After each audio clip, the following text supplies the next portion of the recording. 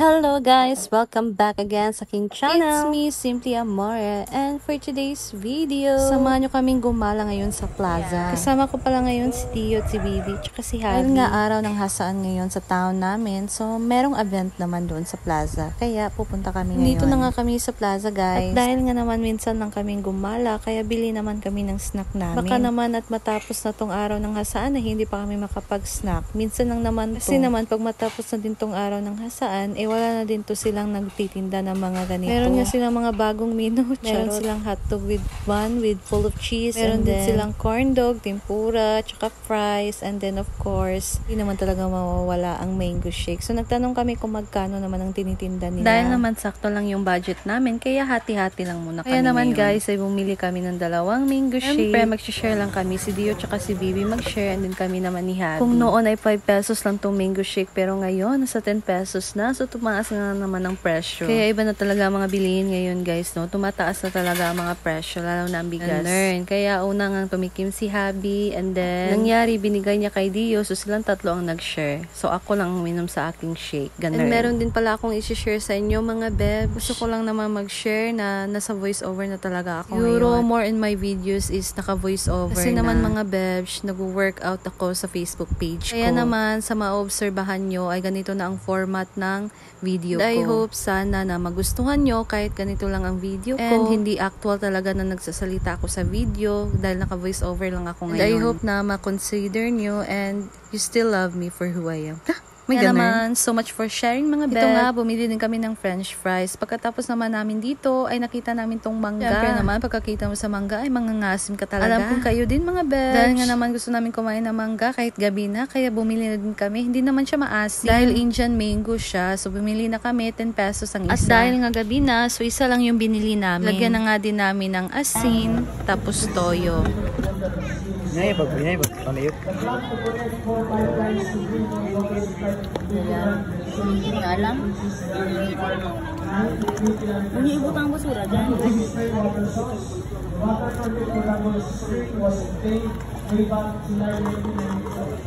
Sila sabi? Sige.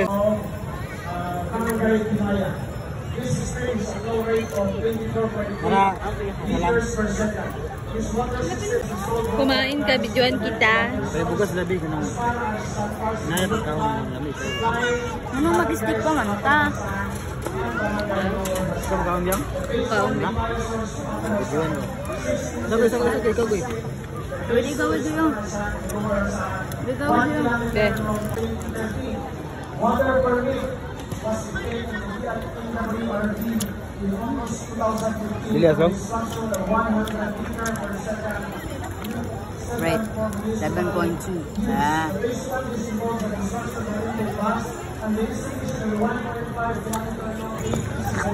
Pagkatapos naman namin bumili ng mangga, ay naglibot-libot kami at nakita namin tong may ukay-ukayan. Diretso na nga kami dito sa Pambata at talagang meron akong nakita kaagad, kaya bumili na din kami. And meron nga akong nakita for Bibinik. Oh, diba ang ganda? You are my sunshine. Kaya so, naman happy ako kasi kaagad ako nakapili. 3 for 100 ang Pambata na mga damit. Dahil nga naman meron akong nakitang isa, kaya dinagdagan ko na lang para maging 100 pesos. Ito nga din isang damit na pili namin. Bagay naman kasi kay Bibinik yung may mga kulay. Dahil nga naman sa napakagandang skin niya, puri abiyag. Abay, naghanap-hanap pa talaga kami para umabot ng 3 piraso. At ayan na nga, nakita na naman kami ng best friend ko, si Grace. Lapit lang din kasi ang bahay nila dito sa plaza, kaya gumala din sila kasama ang pamilya niya. Kaya ako naman dito, busy-busy sa pamimili sa ukay. Iba talaga ang feeling pag nanay na kasi mas inuuna mo na talaga ang para sa iyong baby. Pagkatapos naman namin dito sa ukay, syempre talaga, dito na naman tayo sa mga sapatos. Dahil nga pasukan na, so bibilan namin si Bibi at si Dio ng sapatos nila. Kahit naman ukay ay na-appreciate nila. So gustuin pa nga nilang sa ukay kaysa brand new, ganun. Kasi naman talaga sa ukay ay marami kang pagpipilian, may mga magaganda pang brand, tapos sa marami kang mapilian ay mura pa. O eto nga, nasa 100 pesos lang, kaya pili-pili mga suki, ganun. Actually mga bebs, sila na talaga yung pinapili namin, tapos na kami nabudol nito nung isang gabi. Kaya ngayon, binilhan namin silang dalawa kahit sakto lang yung budget namin. Nagkasya lang talaga namin ang budget namin. Dahil nga naman mga bebs, we are investing for our vlog, for our content. Kaya naman, kung ngayon mahirap, balang araw maginhawa din. Charot. Of course, dapat din natin niyang samahan ng pagsisikap, tsaka dasal at pananampalataya sa Panginoon. Dahil naman, wala talagang imposible sa Kanya, kaya go lang ng go. for the go. At natatawa pa talaga kami kasi yung pinipili nilang sapatos ay parang mga barko, ang lalaki. Kasi nga daw, trend nga yan, tapos nakakataas din. Kaya for the go na kasi iba na nga talaga ang generation ngayon. O diba? Hay naku mga bebs, sa dami ba naman ng sapatos, ay malilito ka talaga sa pagpili. Kaya naman, dapat magaling ka sa pagpili. Ito na nga, may napili na nga si Dio, sinukat na nga niya kagad. Hindi nga naman kasya sa kanya, kaya naghanap na kami. At meron nga siya nakita dito, kaya binili na din namin kaagad. For 100 pesos lang mga bebs. Na ang pang everyday use mo para sa school, o diba? Ganun. At katapos naman naming nangukay ng sapatos, ay pumunta na din kami kung saan kami pwedeng mag-snack again. Dahil hindi maganda ang panahon, ay ready naman kami. Alam nga naman naming uulan, kaya nagdala kami ng 2 payong, o diba? Goods na goods. Dito na nga din kami sa Cafe Adelia. Dito nga pala nag-work yung isang kapatid nila, Habi. At dahil nga nakatikim sila ng milkshake dito, kaya order na din kami. Order nga sila ng cookies and cream na milkshake, tapos ako naman is caramel macchiato, iced coffee, o diba? So, naka-order na nga kami, tapos yung inuna nila is yung milkshake. Tapos yung in-order ko naman na caramel macchiato, doon pa gagawin sa main store nila at ipapadala na lang dyan. Kaya naman, naghintay muna kami ng mga 10 minutes. While naghintay naman kami, muna kami dito sa gilid, tapos bumili na nga din si Dio ng fishball. Gusto nga naman niyang kumain ng fishball, kaya pinagbigyan, ganun. At ito naman si Habi, naiingit pa sa bata. Nangingi pa siya talaga kay Dio. Dahil ayaw ko naman kumain ng fishball, kaya sila lang dalawa ang kumain. And also mga bevs, kung hindi pa kayo nakapag-follow sa aking Facebook page,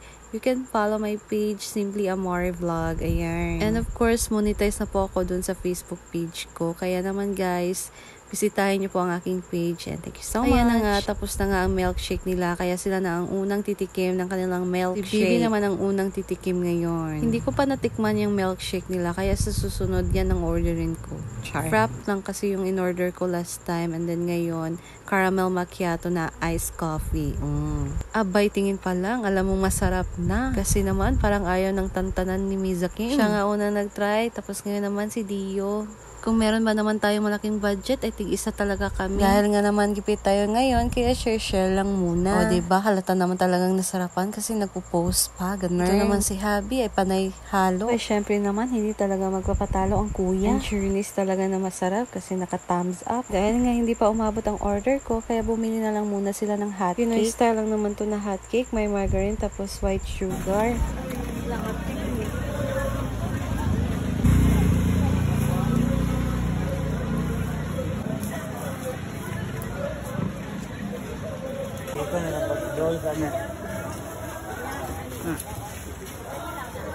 At ayan na nga guys, tumuting na ang order ko. Very excited ang person. Binuksan ko na nga din kaagad kasi coffee is life and pagpasensyahan nyo na din ang bill ko. Charo. Guys, nag-crave pa naman ako ngayon ng iced coffee. Bang nagvo-voice over ako ngayon, gusto kong mag-order. Charo. Ayaw mo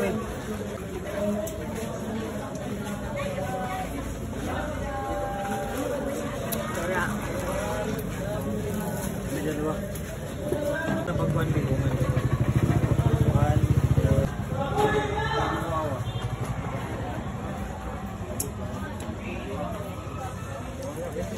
Kain tayo ng hot cake.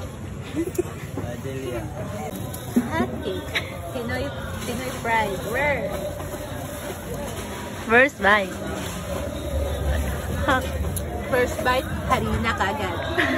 Kadua. Huh? Perfect. Oh! Ungit! Yung tugso ka dyan. Padul gawin. Another bite.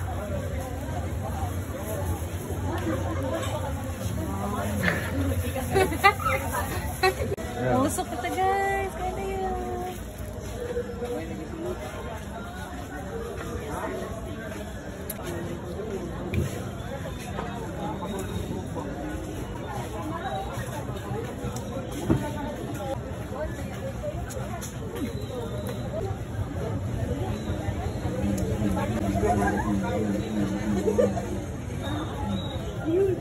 At dito na nga ako sa 7-Eleven dahil nag-utos si Justin na bibili daw ako ng nachos cracker. Para naman akong baliw.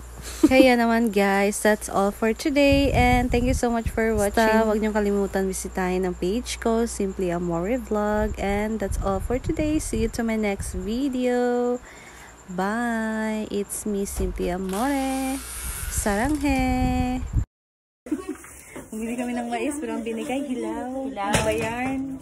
Kasi ang hilaw kay kuya, ang hinog kay kuya hilaw. Ano ba kasing iniisip ni Kuya?